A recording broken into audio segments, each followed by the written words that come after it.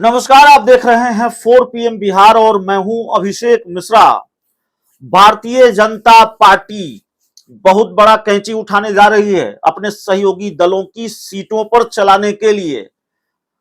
दरअसल घोसी की हार, उत्तर प्रदेश की घोसी विधानसभा उपचुनाव की हार भारतीय जनता पार्टी के लिए झटका मानी जा रही है। बंगाल, पश्चिम बंगाल जैसे बड़े राज्य में अपनी ही सीट बीजेपी ने गंवा दी, उसको भारतीय जनता पार्टी के लिए बड़ा झटका माना जा रहा है। ऐसे दौर में ये परिणाम आए हैं, ऐसे वक्त में ये परिणाम आए हैं जब देश में लोकसभा के चुनाव होने हैं। एक लिटमस टेस्ट होना है उस इंडिया का भी जो प्रधानमंत्री नरेंद्र मोदी और भारतीय जनता पार्टी के खिलाफ तैयार हो रहा है। बृहद तौर पर दलों की संख्या बढ़ रही है, बैठकें दर बैठकें हो रही हैं और लिटमस टेस्ट उस बीजेपी का भी होना है, उस एनडीए का भी होना है जिसकी दो बार से जिसकी सरकार है। 2014 और 2019 का लोकसभा चुनाव जो जीतते आ रही है।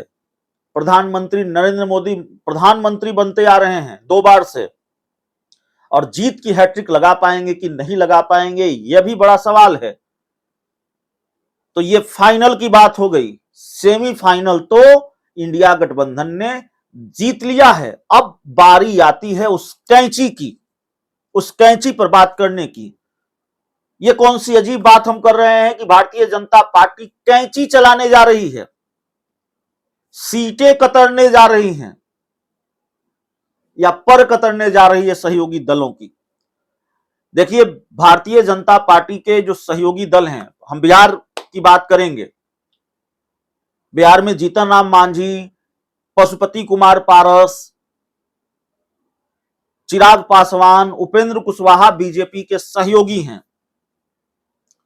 बहुत गुंजाइश बनती हुई दिख रही थी कि भारतीय जनता पार्टी जितनी सीटों पर 2019 का लोकसभा चुनाव लड़ी थी, उससे कुछ कम ज्यादा सीटों पर वो चुनाव लड़े और बाकी सीटें वो सहयोगियों में बांट सकती है, क्योंकि बीजेपी को नए सहयोगियों की जरूरत है अगर उसको इंडिया से लड़ना है।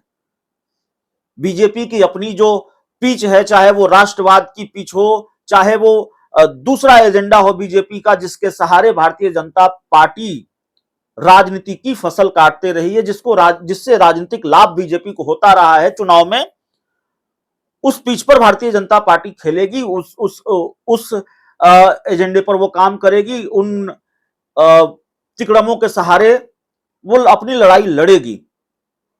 लेकिन जातीय समीकरणों पर भी खासा ध्यान है भारतीय जनता पार्टी का। जातीय समीकरणों के आधार पर भी 2024 की लड़ाई आसान करना चाहती है, और जातीय समीकरणों पर खासा ध्यान इसलिए भी है भारतीय जनता पार्टी का क्योंकि लालू यादव नीतीश कुमार की दोस्ती का तिलिस्म दूसरे खेमे के जातीय समीकरण को बहुत मजबूत कर देता है। इंडिया के जातीय समीकरण को, महागठबंधन के जातीय समीकरण को मजबूत कर देता है, और फिर यहीं से भारतीय जनता पार्टी की लड़ाई मुश्किल हो जाती है।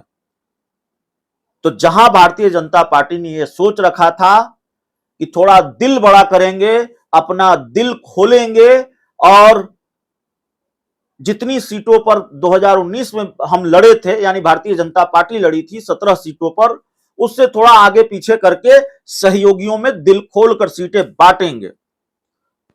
चिराग पासवान की पार्टी 10 सीट मांग रही थी, उपेंद्र कुशवाहा भी 4-5 सीटें मांग रहे थे, और जीतन राम मांझी की पार्टी को भी सीट चाहिए।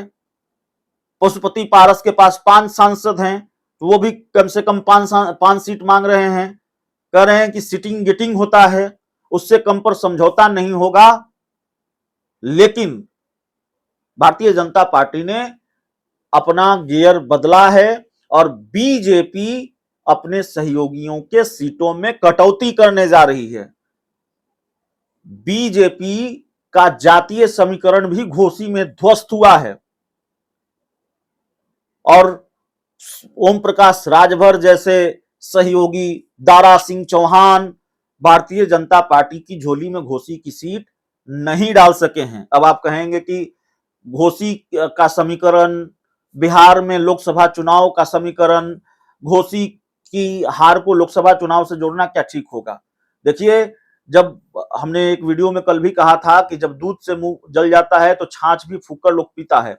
भारतीय जनता पार्टी का फोकस पहले से बिहार पर है। देश के गृह मंत्री अमित शाह बार बार बिहार आ रहे हैं, बीजेपी के शीर्ष नेता बार बार बिहार आ रहे हैं और प्रधानमंत्री नरेंद्र मोदी के ने अपने खास लोगों को टास्क देकर बिहार में भेजा है, चाहे वो भिखूभाई दलसानिया हो, सुनील ओझा हो। बहुत लोगों को बिहार में कमान दी गई है, बिहार में मोर्चा संभालने को कहा गया है, बिहार में बड़ी जिम्मेवारी पर हैं, बिहार को वो लोग देख रहे हैं। तो जाहिर है बिहार बीजेपी के केंद्र में है। ऐसे में भारतीय जनता पार्टी सीटें नहीं लुटाने जा रही है, सहयोगियों पर बहुत सीटें नहीं खर्च करने जा रही है, ये बात साफ तौर पर नजर आ रही है।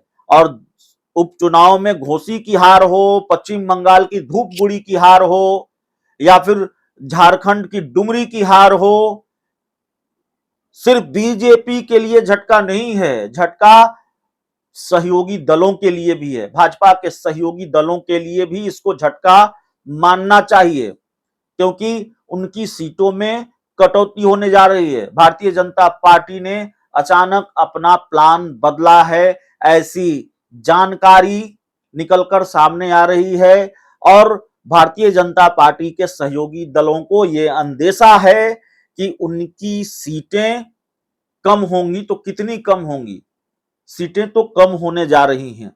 ये बात तकरीबन तय नजर आ रही है और कहा यह जा रहा था कि चिराग पासवान को 6 सीटें मिलेंगी, उपेंद्र कुशवाहा को 5 सीटें मिलेंगी, पशुपति पारस को 5 सीटें मिलेंगी।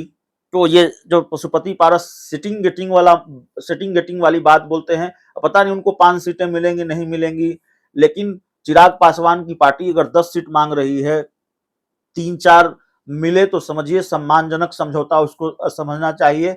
बहुत सीटें भारतीय जनता पार्टी नहीं खर्च करने जा रही है, ये बात हम आपको फिर कह रहे हैं। तो झटका बीजेपी के लिए भी है और झटका भाजपा के सहयोगी दलों के लिए भी है, क्योंकि उनको समझौते में बहुत सीटें मिलने वाली नहीं है और भारतीय जनता पार्टी इस बात को भी खूब भुनाने जा रही है कि उनके सहयोगी दलों के पास कोई मुफीद विकल्प नहीं है।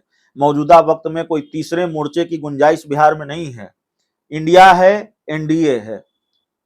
उपेंद्र कुशवाहा और जीतन राम मांझी इंडिया छोड़कर आए हैं।